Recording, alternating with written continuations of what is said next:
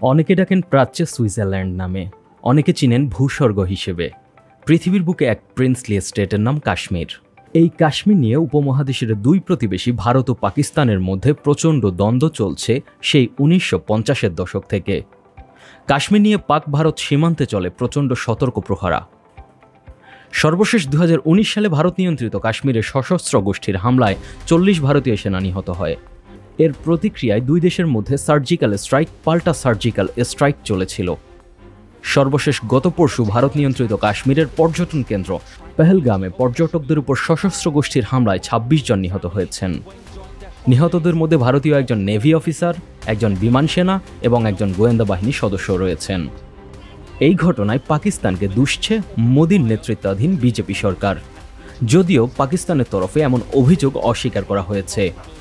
ভারতের মিডিয়ায় এই মর্মান্তিক মৃত্যুর ঘটনাকে জঙ্গি হামলা হিসেবে উল্লেখ করলেও আন্তর্জাতিক মিডিয়ায় এই ভয়াবহ ঘটনাকে টেরোরিস্ট অ্যাটাক হিসেবে উল্লেখ না করে বন্দুক হামলা কিংবা গানম্যান শুটিং ইনসিডেন্ট হিসেবে উল্লেখ করতে দেখা যাচ্ছে। এদিকে এই ঘটনায় ভারতের প্রধানমন্ত্রী নরেন্দ্র মোদী তার সৌদি আরব সফর সংক্ষিপ্ত করে দেশে ফিরে আসেন। মোদী অমিত শাহ জুটি এই হামলার ঘটনায় বেশ চাপে আছেন বলে মন্তব্য করেছেন রাজনীতি বিশ্লেষকরা। এই হামলার প্রতিক্রিয়ায় ভারতীয় পক্ষের তরফে কঠিন জবাব আসতে দেখা যাচ্ছে। ঘণ্টার পর ঘণ্টা চলেছে মোদীর নেতৃত্বে জাতীয় নিরাপত্তা সংক্রান্ত বৈঠক শেষে ভারত কয়েকটা পয়েন্টে তাৎক্ষণিকভাবে পাকিস্তানকে আঘাত করেছে। প্রধানমন্ত্রী নরেন্দ্র মোদীর নেতৃত্বে নিরাপত্তা সংক্রান্ত মন্ত্রিসভা কমিটির বৈঠকের পর নয়াদিল্লি জানিয়েছে সিন্ধু পানি চুক্তি অবিলম্বে স্থগিত করা হয়েছে। পাকিস্তানকে কড়া বার্তা দিতে আটারি সীমান্তের ইন্টিগ্রেটেড চেকপোস্ট বন্ধ করে দেওয়া হয়েছে। এছাড়া সার্ক ভিসা প্রকল্পের আওতায় পাকিস্তানি নাগরিকদের ভারতে প্রবেশ নিষিদ্ধ করা হয়েছে। একই সাথে নয়াদিল্লিতে নিযুক্ত পাকিস্তানি সেনা, নৌ ও বিমান উপদেষ্টাদের অবাঞ্ছিত ঘোষণা করে 1 সপ্তাহের মধ্যে ভারত ছাড়ার নির্দেশ দেওয়া হয়েছে। এদিকে ভারতের সবচেয়ে কড়া পদক্ষেপ হিসেবে দেখা হচ্ছে সিন্ধু পানি চুক্তি স্থগিত করাকে। 1960 সালে এই চুক্তি স্বাক্ষরের মাধ্যমে সিন্ধু নদের পানি ব্যবহার নিয়ে দুই চিরপ্রতিদ্বন্দ্বী দেশ সমঝোতায় পৌঁছেছিল।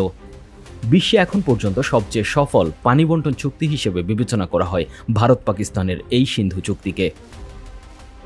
এদিকে এই হামলার ঘটনায় ভারত পাকিস্তান সীমান্তে যুদ্ধাবস্থা বিরাজ করতে দেখা যাচ্ছে।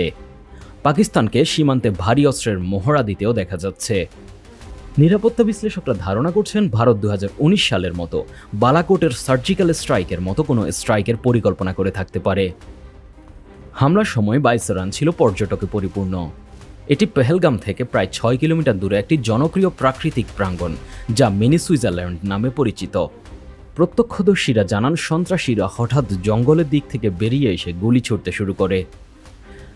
ভারতীয় সংবাদ মাধ্যমগুলো সে দেশের কেন্দ্রীয় গোয়েন্দা সংস্থার বরাত দিয়ে বলছে হামলার দায় স্বীকার করে নিয়েছে পাকিস্তান ভিত্তিক জঙ্গি সংগঠন লস্কর-ই তৈয়বার শাখা দ্য রেজিস্ট্যান্স ফ্রন্ট RTF।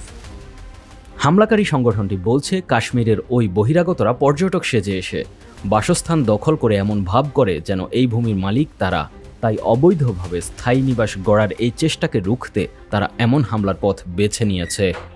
সংবাদ মাধ্যমের বরাতে দেখা যাচ্ছে সন্ত্রাসীরা বেছে বেছে পুরুষদের গুলি করেছে, ফলে হামলার মোটিভ নিয়েও নানা তত্ত্ব এবং পাল্টা তত্ত্ব হাজির হতে দেখা যাচ্ছে।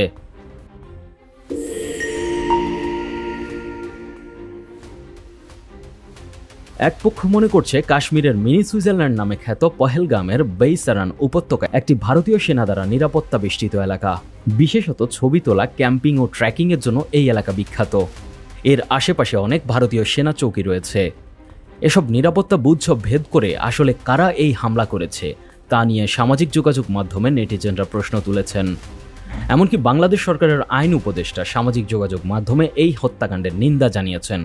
একই সাথে এর পেছনে সে দেশের ক্ষমতাসীনদের কোনো হাত আছে কিনা সে প্রশ্ন ছুড়ে দিয়ে একটি পোস্ট শেয়ার করেছেন, যদিও পরবর্তীতে সেই পোস্ট ফেসবুক থেকে সরিয়ে নেওয়া হয়।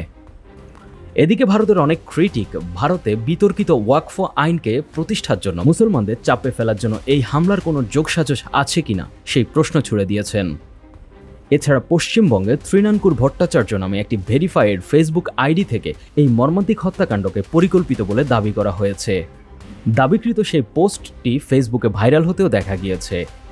এদিকে এই হামলার সাথে পাকিস্তানকে জড়িয়ে ভারতের তরফে বক্তব্য দেওয়া হয়েছে। একই সাথে পাকিস্তানের উপর 5টি পদক্ষেপ নিয়েছে নয়াদিল্লি। এতে পাকিস্তান ক্ষুব্ধ প্রতিক্রিয়া জানিয়েছে। এ সংক্রান্ত বিষয়ে উপযুক্ত জবাব দিতে পাকিস্তানের প্রস্তুতিও লক্ষ্য করা যাচ্ছে। ইতোমধ্যে পাকিস্তানের জাতীয় নিরাপত্তা কমিটির বৈঠক হয়েছে। বিশ্লেষকরা মনে করছেন এই হামলা রাজনৈতিক উদ্দেশ্য প্রণোদিত হতে পারে। এর ফলে ভারত পাকিস্তানের লাইন অফ কন্ট্রোল পূর্বে যে কোনো সময়ের চেয়ে বেশি উত্তপ্ত হয়ে ওঠার পথে রয়েছে। এই ঘটনায় ভারত জুড়ে উগ্রবাদী গেরুয়া বাহিনীকে সেখানকার সংখ্যালঘু মুসলমানদের হেনস্থা করতেও দেখা যাচ্ছে। হিন্দুকে খুন করবে, গাজা শেষ হয়েছে, ইসরায়েল শেষ করেছে, আমরাও শেষ করব।